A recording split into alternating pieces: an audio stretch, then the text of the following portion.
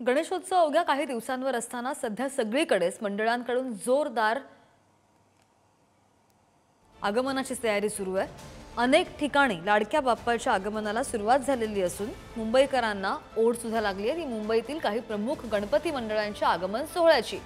याचाच आढावा घेतलाय आमचे प्रतिनिधी धनंजय दळवी यांनी। पाहूया।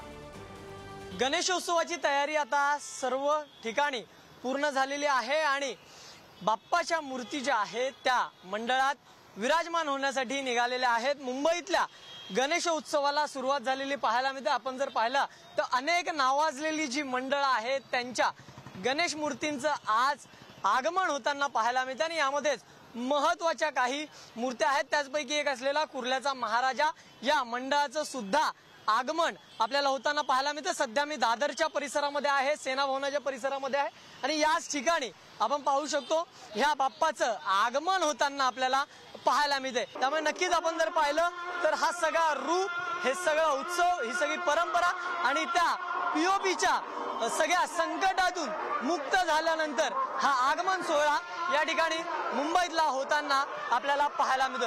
व्हिडिओ जर्नलिस्ट नागेश धोत्रेसह मी धनंजय दळवी, पुढारी न्यूज।